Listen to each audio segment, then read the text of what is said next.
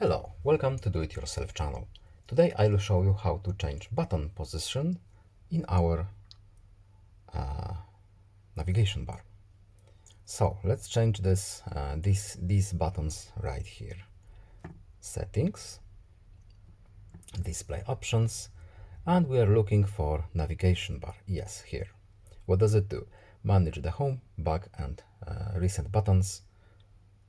And we are interested in these options. So button order. Right now, as you can see, we have arrow back arrow, back out on the right. We can change to the left. Also, we can change where this button is in our double screen. That's all. I hope this video was helpful to you. Please leave a like and subscribe. Have a nice day and see you in the next video. Goodbye.